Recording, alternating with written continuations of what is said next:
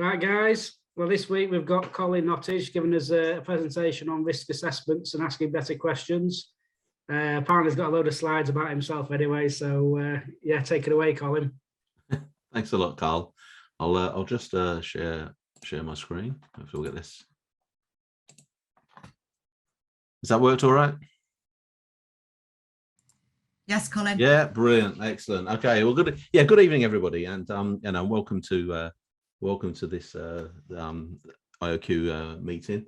Yeah, so I want to do I'm going to do a presentation this evening on risk assessment and asking better questions as we got up there, and understanding work as done. And really, what I'm looking to do, I suppose, is I want to challenge a little bit. I want to challenge the way that that the industry talks about risk assessment in the workplace. Just before I do that, just a little bit about myself. I know I don't look it, hey, but 37 years I've been in the quarrying industry now. 10 years of that I was providing health and safety support at a senior level within one of the majors. The last 16 years I've been running my consultancy and providing support to businesses, not just within the quarrying industry. And I think that's one of the things that I'll hopefully be bringing tonight is some of the thinking is coming from outside of our industry. And also I've been a podcaster for 3 years now, and that's probably been one of the most enlightening things that's happened to me, I suppose, because I've had the opportunity to speak to people from many different environments all around the world, in different industries, different health and safety professionals, and it's really been good for for me as an individual and my learning and how I've grown. I'd really love it. Just if you fancy listening to a bit of what we talk about, then please check out the Interesting Health and Safety podcast. I wanted to put this slide up because this is a slide that I saw on a site on one of our quarry companies within our industry, and I felt a little bit down when I saw it. Okay, because I'm looking at this. You're entering a zero tolerance area on health and safety, and I'd really just trying to work out exactly what that means. And I suppose I've got my opinion, and we'll probably have some questions at the end. So if anybody's got any questions, some people may recognise the sign, they may know the business, but I did block it out there. But for me, it just seems quite confrontational. It seems quite aggressive as a way of doing health and safety, and I want to do something really different. Tonight, what I want to talk about tonight is a process that has just been really, I don't know, just where we've worked with organizations and businesses to do this. It's just been really, really successful, really, really really positive. We'll break into it. And I suppose when I look at this sign, I see, this zero tolerance on health and safety. What it makes me feel a little bit, and is really how people think about success. What does success look like in the business? And we're going to talk a bit about that. I'm going to challenge some of the views and the way that risk assessment is undertaken, but also I want to talk about this thing about learning in teams, the power of learning in teams. And if we get that right, then we can be really, really successful as individuals, but also as businesses. And looking at that previous sign, it's a little bit like this graph, okay? And is this what reality, or is this what health and safety is about? That you go along and everything is absolutely perfect, everything is okay, and all of a sudden you have some kind of incident, something that happens in the workplace, and then everything goes back to normal and everything's absolutely perfect. And I suppose if we're chasing and if we're trying to get this zero, trying to get down on, and I'm not for 1 minute saying that we shouldn't try and not hurt people in the workplace. I'm not saying that, but when you have this fixation of getting down to zero, and when you look at your lost time injury frequency rates and everything like that, it's really pushing down. What can happen is you can drive people to silence. And I think that's one of the things I think as an industry, we need to be really, really careful of, because, one of the many years ago, one of the majors went 366 days without a lost time injury, and then they killed somebody. and and somebody paid the ultimate price. And I suppose what we're actually saying is that this isn't what reality is like. This isn't how things happen in the workplace. In actual fact, what is going on is there's stuff going on all the time. Okay, there's things that are happening, and all of these things, these little peaks that you can see in the graph here now. They could be near misses. They could be that somebody sprains a wrist or cuts themselves. Then you have that big event, the one that's really serious. And and I've been involved in 5 fatal accidents investigations in my career, and and none of them are good. They're all really, really difficult things to work through. And and I suppose what happens is the for a period of time after something really significant happens, then things seem to go along quite well. They seem to go along at a good level, but then stuff starts to sneak in, stuff starts to happen again. I mean, a great example of this, I think, is driving. I don't know if anybody in the room has ever been done for speeding. But you'll maybe go above the speed limit a few times, then all of a sudden you get caught, and then you drive along at the speed limit for a while, and you do what you should, and then all of a sudden you find that things start to creep in again. And that's because we're human, and we're continually making decisions, we're continually making calls, and and all these things, all these events are fantastic opportunities, I suppose, fantastic opportunities to learn.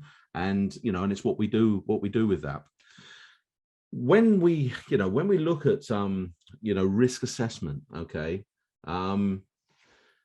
there's an awful lot of businesses, there's an awful lot of organizations that have a process that's based around some kind of matrix, okay. And what you have is and I see this all the time when I go into organizations. You have this this initial risk rating that gets put together, and then you have this risk rating that allows the job to go ahead. And often I see, when I look at the when I look at the risk assessment, the initial risk rating is up at 5 times 5 is 25, which is really saying that if we do this job, every time we do it, we're going to kill somebody. And then all of a sudden, what happens is we have this miraculous journey that goes from this 5 by 5 down to 5 by 1 matrix, 5 by 1, and the job goes ahead. And I see it an awful lot that the risk assessments gets completed. There's a whole load of red on one side of the risk assessment form, and then you look on the right hand side, and everything's sitting there as green. And I think one of the things that I want to, I suppose I just want to challenge a little bit is how that happens, how that journey happens. How do you get from that rating down to the bottom one? Because just writing something down on a bit of paper isn't the answer. That's not what risk assessment is about. And in actual fact, if there was another line on that risk assessment that actually said, how confident, okay, are you that the controls that have been identified on that risk assessment are actually any good? Okay, so asking you as a manager, as a person that's doing the risk assessment process, if you're actually asking yourself, how confident are you that those controls are any good?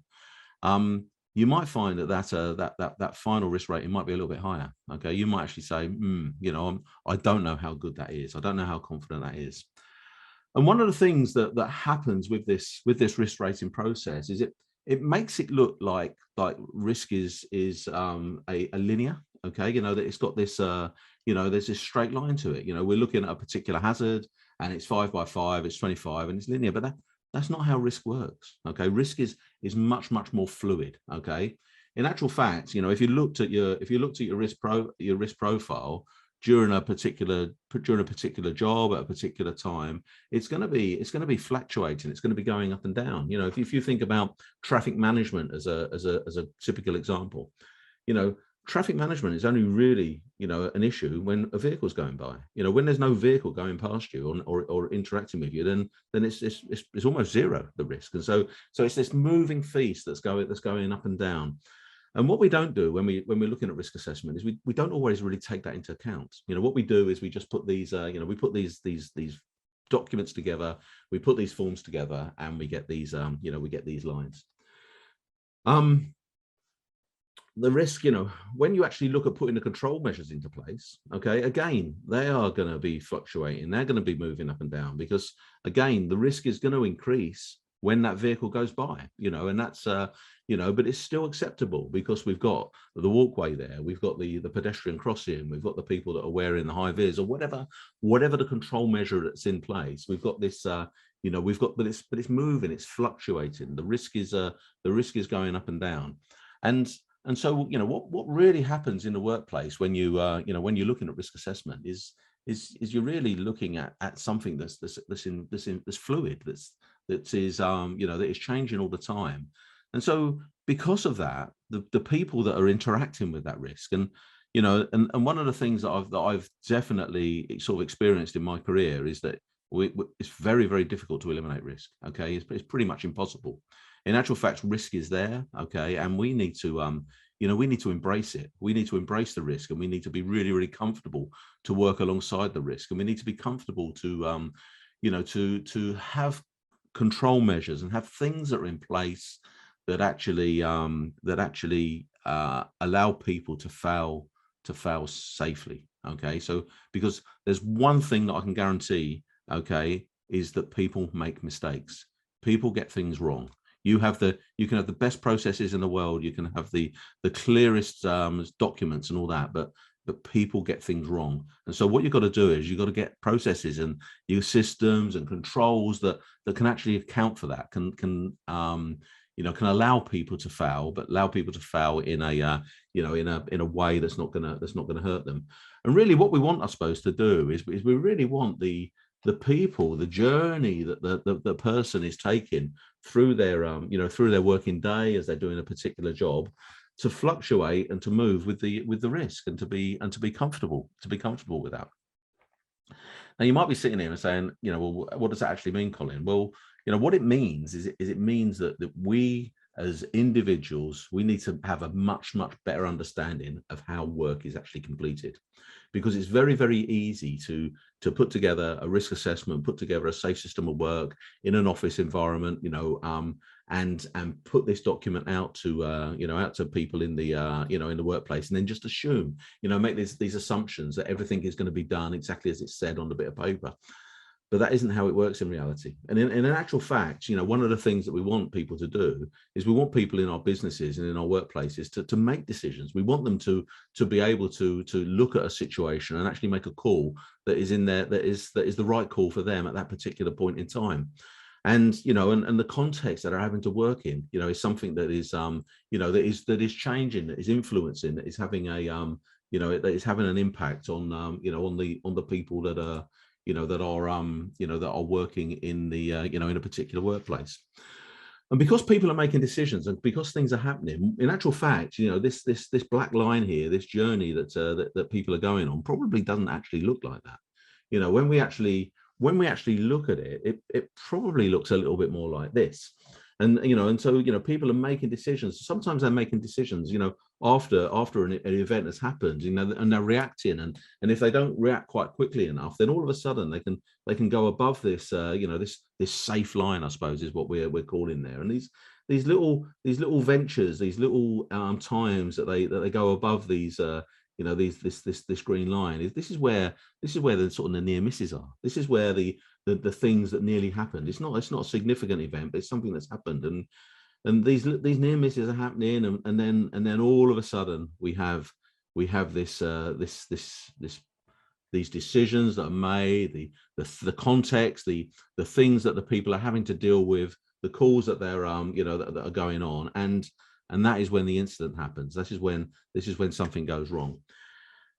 And I suppose my question to you as as people that are running businesses, that are working in in organizations that are probably involved in the risk assessment process is how well do you understand that journey? How close are you to the way that the people are doing their job? And and have you got a really good take on it? Or are you making assumptions? Are you making calls? Are you putting into place control measures that look great on a bit of paper, but are not that easy to actually put into place or to maintain all the time by the people who are actually faced with the risk, the people that are working with the risk. And I think, one of the things that I found in my career, as I say, I've spent a lot of time in the quarrying industry. I haven't come across many managing directors that have actually been injured at work. I haven't come across many area managers or, to be fair, not that many site managers that have been hurt.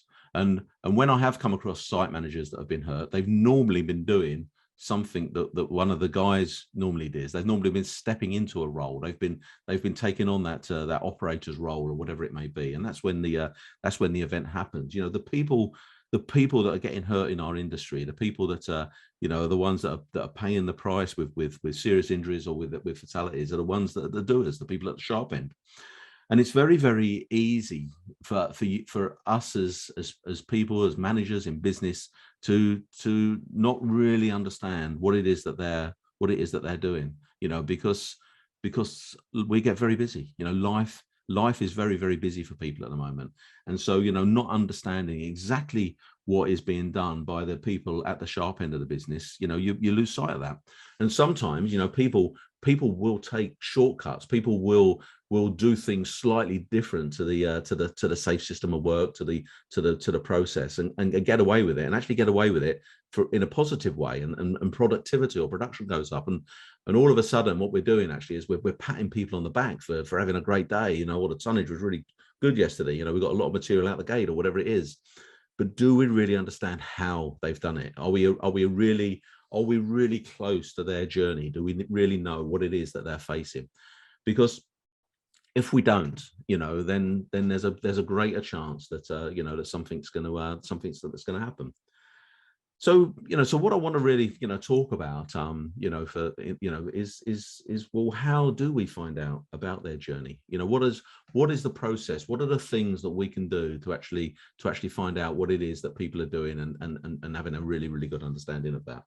And there's a number of ways, okay, there's a number of different ways here. And it could be site inspections. You go out and have a walk around the site and have a look, and spend some time talking to people, and that can be a good way that you can find out what's going on. It could be after something's happened, after there's been an event, and they've got this. I'll put up their accident investigations, because that's probably what people are really used to, a terminology that people are used to.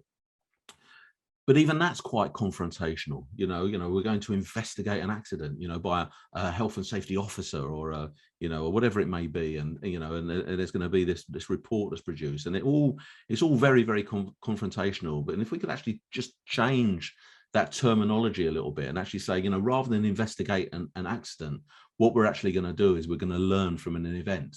I think what that does is that puts a different context to the way then that you are interacting, and the way that you're talking to the people that have actually suffered some kind of loss, and so those are two ways that that we can learn from what's going on. But the other way is through the risk assessment process, and if the risk assessment process is done in the right way, then it can be really, really positive. And I just want to, for the next 15 or 20 minutes, is just really talk about, it's just some of the ways that we go about actually doing risk assessment reviews, because a lot of businesses now have got risk assessments in place, and they've got they've got documents that have been put together. It's not that often that we get out into organizations and find that there's nothing in place at all. There's a few companies that have, but generally people have got something. So the time to actually really improve the quality of the interaction is when you come in to review it. And again, I just want to challenge a little bit about how you do reviews in your business at the moment.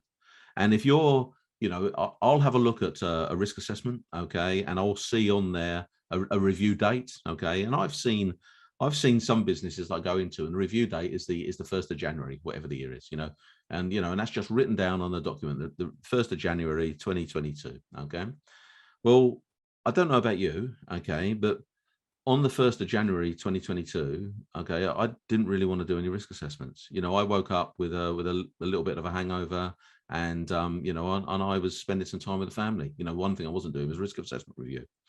And if you've got this process, this thing within your business where you're just doing these annual reviews and you're trying to maybe review all of your risk assessments in one day, then I'll tell you what will happen is you'll end up doing a really bad job of it. Okay, you might have all the best intentions in the world. You may look to look to start to get these documents pristine and right, and the first couple, you might do a good job at, but after a while things will start to get in the way. Other things will come along in the business. You'll get a little bit of pressure from elsewhere, and all of a sudden it becomes a date changing exercise.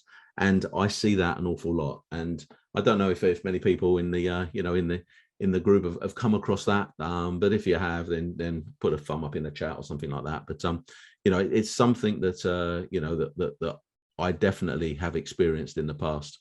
To be fair, I've probably been guilty of it myself in the past, changing a date on a risk assessment. I've looked at that looks okay. And so if you actually do a risk assessment review, you do a safe system of work review, actually with the document in front of you, okay, there's a really, really good chance that you're going to be heavily influenced by what's already written down. Okay, so what you're not going to do is you're not going to really treat it with enough attention, with enough with enough care, I suppose, is what I'm saying. And what I want you to think about is maybe doing things a little bit differently. And I'm going to put a little process up on here that we've had some real success with with some organizations that we've worked with. And I've got a little case study that I want to talk about. I won't mention the company's name, but it's a really, really interesting exercise that that we went through and found that there was actually a really, really big disconnect between what was actually written down on what looked a pretty good document when you looked at it, compared to actually what was going on in the workplace. And as I say, what we didn't do is we didn't look at the document to begin with. What we did is we got some guys together. We got the guys together and we just started to ask some different questions. Okay, and this is why the session today is called risk assessment, asking better questions, because I really believe that the questions that we're going to put up on the board here, and we'll I think they're going to be available. This presentation is going to be available, but we can definitely send them out, and you'll see that they're not that difficult questions. But please write them down. But really is it's just asking what does a good day look like. Okay, so you're looking at a job. Okay, and what I would say, if you're going to do this process, if you're going to do this exercise, you don't want to do this for every single job that you do in your business. I think one of the first points that you want to do is say, well, let's just look at the jobs that we do that have got potential for causing serious injury or death. Okay, and our industry has got a lot of them. Okay, there's lots of stuff that we do that can cause serious injury or can kill somebody. So let's look at those ones. But let's just ask the guys that are doing the job, what does a good day look like? And write some notes down. We use a little computer system called Miro, M-I-R-O, and it's really great because it's just like post-it notes. And so what you can do is you can just pull the post-it notes up onto the onto the screen, and as people are shouting stuff out, you're just writing down notes and putting it up there. And they're telling you what when we're doing this particular job, this is what a good day looks like. These are the things that are really positive. We then just move it on. Well, what does a challenging day look like then? Okay, so you've told us what a good day looks like when you're doing this job, but what's a challenging day? And that just gets them to just think a little bit differently. Okay, so they're just looking at the job, they're looking at the task, and and are just looking at some of the stuff that happens, I suppose, the things that aren't quite right. And then a really, really simple question after that is, well, where do we spend most of our time then? Okay, as an organization, okay, and this is asking the guys that are doing the job, do we spend more time when we're doing this job in a good day, or are we spending more time in a challenging day? And if the people are saying that we're spending more time in a challenging day, then really what's happened there is your risk assessment, the safe system of work, the document that you've put together isn't really helping. Okay, it's not really taking your business forward, because in actual fact, the things that are written down on there are not making the job any easier for people. And and another thing that I've learned in my career is you do things that make life easy for people, then there's a much more of a chance that they're going to do it that way. I was on a site yesterday. Okay, I was on a waste handling site yesterday, and there was a weighbridge. All right, and there were some guys that the site was quite busy, and the guys wanted to get a vehicle ready so that when it came off of the weighbridge, it could go and tip. And so what they did is they had like an easy sheet mechanism, and they started to open up this easy sheet when they were on the weighbridge, and the controls were on the side of the vehicle. It wasn't in the cab, and the guy was standing on the side of the weighbridge, and I was standing there with the site manager and actually the operations director, and I said, well, how do you feel about what's going on? And they would say, well, we shouldn't be doing it that way. He should be doing it on ground level. And we talked about it a little bit, and we got the guy over. And this guy was only about 5'3", 5'4", and he actually said, he goes, I actually find it easier to do it in that position than if we bring the vehicle down onto ground level. He goes, it's really quite difficult for me to reach the controls. He said, so I actually prefer to do it up there. And there was a risk. It was a meter or so off the ground. There was definitely a risk involved with it, but I sort of said to the guys, I said, look, you could put in a control measure or a rule or whatever it is that everybody must put their vehicle down on the ground level before they move the sheet. You can do that, and that might be the thing that you want to do.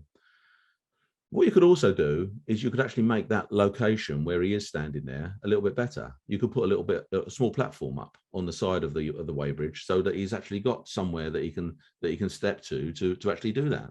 And if you did that, then you haven't then got to worry about whether he breaks that rule or not, because he can actually do the job safely from the location that's easier for him. And if you can achieve that, then that's going to be a better way of going.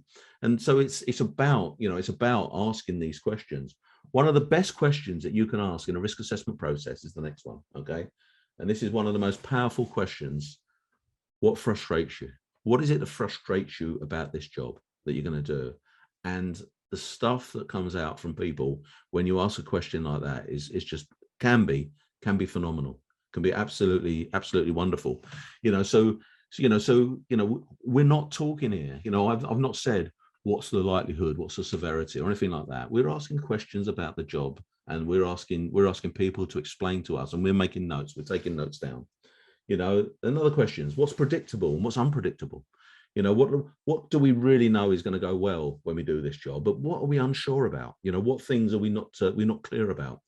And you start to ask these questions again, and what it does, it just draws out of the people lots and lots of different issues. And what you start to find is when you're asking these questions that you actually start to find not just health and safety improvements, but you actually start to find production improvements, and productivity improvements, because these people are telling you, when it talks about frustration, frustration is something really that takes somebody longer to do a job than they want to, something that causes a job not to go as well as it could be. So that means the job's going to take longer. So if you can ask these questions beforehand and actually really find out from the people exactly what it is that's that's causing them issues, what's predictable, what's unpredictable, then you're actually going to have a much more efficient way of doing it. That's what's going to come out of this process, not just a safer way of doing it. You can then start to ask for some of the solutions. So the first start, lots of questions was really asking what are the problems, what are the issues, and all that. But what do we need to do to make the job easier? Again, a really simple question that can lead to lots and lots of solutions. And again, write these things down. Put these things down on on the sheet. Put these things down in in the notes. The Miro board that we're taking. And all the time as we're doing this, we're building up this picture where we've got these documents. We've got this information that's going up there that the people are contributing to. And I think, for me, how this works really well is what we're not doing is we're not burdening, the way that this process is, we're not burdening the people that are doing the job with having to write lots and lots of stuff. What we're doing is we're facilitating. And if you're going out and doing a risk assessment and doing a safe system of work, if you can be the facilitator in that process, the other person that's taking the notes, that's writing the information down, you're just going to get, it just makes it a lot easier for the people there. Then they can just think about, the right answers to the questions that you're asking. Some other things, how hard is it to get things done? And again, I think that's that's then starting to challenge, I suppose, a little bit about the how things are being managed on the site, and so so if the guys are saying, we've got these things, but we've suggested them before and nothing ever gets done, then that's another really valuable bit of information that you're getting out about about a particular site, about a particular job, about the way that it's managed, and that gives you the opportunity then to just challenge that and just say, okay, then, so if we've got a problem here getting things done, then how are we going to get over that? What is it? Do we need to resource it a little bit better? Is it a bit more time that we need to give to the process? Is there a little bit more investment that we need to give? It's because it's going to be one of those two things. If things aren't happening, it's either going to be time or investment. And it's really just finding out, well, which one of those is it? Where is it easy to make a mistake? And again, that's again, another really, really simple question. But is it obvious, where the isolation and lock-off point is, or is it easy to actually connect up to, and actually isolate the wrong bit of kit because things aren't labeled properly? And these, what these questions are doing is they're not just challenging how the job is done, but they're actually challenging, well, how effective are the controls that you actually have already got in place, and do they work? So again, if you can make mistakes, if you can get things wrong, then, well, what do we need to do to make sure that doesn't happen? Do we need to have some clearer information? Does the say it's an isolation or lock-off point, does that need to be really, really clearly shown within the safe system of work? And you might then start to think, okay, then we're within our safe system of work, we might start to use images. We might actually start to put a picture of that isolator within the within the document, rather than just a bland statement saying isolate and lock off the plant. Actually start to get really specific. If the piece of kit, if it's critical, that if that mustn't start up, which is pretty much the case for pretty much everything we use in our industry, then let's make sure that the isolation and lock-off point that we use is the right one. What's the worst thing that could happen? Okay, and and again, I've been involved in risk assessment processes for a lot of years, and that's often the question that's asked right at the beginning. But what we wanted to do is we actually wanted to ask that a little bit later on in the game, because what we've done is we've actually got the people thinking about the job, thinking about the task. And then what we're actually doing is we're actually now getting them to think, shit, yeah, these things could happen to us. And so what we're starting to do here is we're actually starting to embed the control measures into their thinking. Okay, so this process isn't just about identifying, what it is that we need to do, but it's actually starting to make them think a lot more about, yeah, Christ, if we don't put these controls in place, if we don't do these things right, then this is what could happen to us. So it's it's a way of reaffirming, I suppose, how important it is for the controls that we have. And then a couple of simple questions, do you have the right tools? Okay, and how available are they? And again, this often comes out when you ask the frustration bit. When you ask people, what is it that frustrates you about the job? People often say, oh, it's having the right tools being available, the right spares being available, these kind of things. So again, if you're asking the questions, right, well, what do we actually need? What tools do we need? Then maybe that could be a really, really good thing to put into your safe system of work. Now, I'm not saying, as I said right at the beginning, I'm not saying that you want to be doing this exercise for every single job that you do in your business. But what I am saying is, for the jobs that have got significant risk, or for the jobs that can kill somebody, then why wouldn't you want this information there? Why wouldn't you want to be giving the people that are doing this job everything that they can possibly have, so that they've got the best chance of doing this job right? Okay, and if they can do this job where they aren't frustrated, where they can do it easily, where they know every time they do it, it's going to be a good day, then, whoa, that's going to be a much, much nicer environment than one where, we're hoping that things are going to be okay. And so this then comes down to the last bit. Well, how doable are the procedures? And so what we do is we do this, we do this exercise, okay, and now we pull in the safe system of work. Okay, so we've got all this information there. The guys have told us all the things. They've told us what goes well, what doesn't go well. They've told us what frustrates them. They've told us, where mistakes can be made. When we say, right then, well, how well does all this information that you've got here, how well is that actually reflected within the risk assessment and within the safe system of work that you've got? And so by bringing it in there, by not having that bit of paper out at the beginning of the process, but actually introducing it in at the end, What it means is that you haven't been driven down the route that we've always gone down. You haven't been taken down that path of just signing off the document because it looks okay. What you've done is you've really challenged the stuff that's written down there, and so that gives you a fantastic opportunity then to produce something that's a bit better. And you know, and that's really, you know, that's really what the process is about. I've got a little case study. A business that we were working with, they had this this site where a bit of metal occasionally got stuck around the head drum of one of their conveyors, and we parked the risk assessment and the safe system of work to one side, and we just got the guys talking, and we just said, you know, well, we went through the process. You know, what does a good day look like? What does a bad day look like? How does the job work? And the guys were basically saying that they, if they have to get up, there wasn't particularly good access around this head drum, and so what they had to do is they had to walk up the conveyor belt to get to it. And they had harnesses. They had harnesses that they wore, and they had a lanyard, and there was a cable that ran up the side of the conveyor that they could clip onto.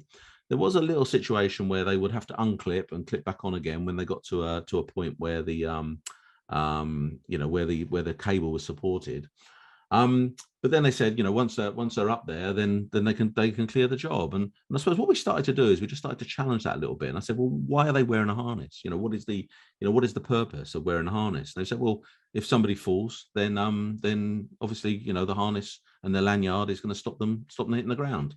And we started to explore then a little bit about, okay, then, so what happens then if somebody slips, if somebody falls, you know, what happens then? They said, well, they have to be rescued. I said, well, how do you rescue the individual then? And they said, well, we've got a winch. We've got a winch that we can do to actually take them down. And I said, oh, great. So where is that then? Where is that winch? And the winch is in a cupboard. Right. So if the guy slips and he's suspended, you've then got to get the winch out of the cupboard and actually then get it to somewhere above the individual. And they were saying, yeah. And said, well, so how does that happen then? And they were saying, well, we have to carry it up the conveyor with our lanyard and doing it and taking it off. Ah, right. You know what I mean? And you could suddenly see that it dawned on them that maybe this wasn't the best way to actually do the job. And I said, what does it say in your safe system of work? And so we got the document out. We got the safe system of work out. And the safe system of work talked about these airplane steps, using these airplane steps and moving them into position. And you actually climb up these airplane steps to get to the head drum. And I said, well, why is that not being used then? And they said, well, because the ground conditions weren't that great, and it was really, really difficult to move the steps into position. And so we stopped using it and came up with a different way. And so what we had this situation where the way that job was being done and the way that it was written down, there was a big disconnect. Now, you're not going to find that all the time. Okay. In actual fact, one of the things that you might find out when you do this process is actually that the way that the document is written and actually really covers all of the issues and the problems and the frustrations and the tough days, covers it really well. Well, that's actually a really good place to be in. You know, if you're in a situation where you've done this exercise and then you have a look at your safe system of work and you actually feel really comfortable, yeah, that actually addresses the issues and the problems that the guys are facing, then you can actually be quite comfortable that that you're in a good place. So this process isn't about just finding the risk assessment and a safe system of work is a load of crap. It's not that case. What it's a case of is actually saying, well, let's just challenge it. Let's challenge the document. Let's challenge the way that we do things. And and if that challenge shows that in actual fact what we got is really good, then let's be a bit more comfortable with it, especially for the high risk task where somebody can get seriously injured or killed. But if it doesn't, then let's do something about it. Let's take that opportunity to do something about it and to actually make the process a little bit better. Let's understand our employees' journey a bit better, because these are the people that are having to face it. These are the people that are having to deal with these situations. When this blockage occurs, they're the people that are having to deal with it. They're having to make these calls, make these decisions. And so let's have the support there. Let's have the process there that really, really helps them with that, rather than it just being a bit of paper that says 5 by 5 equals 25 red, a load of stuff that's written in the existing control measures, 5 by 1 equals 5, and we all go away thinking that everything's hunky-dory. I saw this advert. I think it might have been today or yesterday. And I just want to leave that with you, really. I just want you to leave that with you. I suppose this is my little challenge, I suppose, for our industry, where we are so wound up and so taken up with, injury frequency rates and lost time injuries and target zero and all that kind of stuff. In actual fact, what we want to do, our target should be to just get better at speaking and communicating with our employees and having a much, much better understanding of how they're doing the jobs that have got significant risk or injury. Hey, that's me finished. I think I'm about on time. Have we got any questions?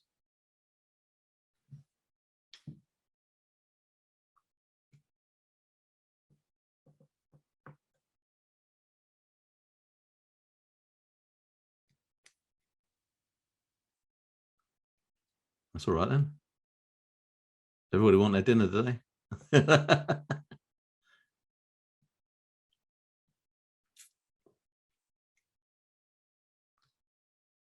If anybody has any questions, just unmute yourself. I'll stop sharing the screen. Is anybody still awake? Stunned silence, Colin. Yeah. No, I thought that was a good presentation. I've been taking notes as we've been going, and I'm actually going to print them out tomorrow and get all my team leaders to do this exercise on site tomorrow and just see what answers we get. So I think it'd be interesting. But no, I think it's a good way of looking at it. I've always said nobody goes to work to get injured, and your last slide kind of hints at that. Mm-hmm. Nobody wants to do anything dangerous. They're doing it because of necessity.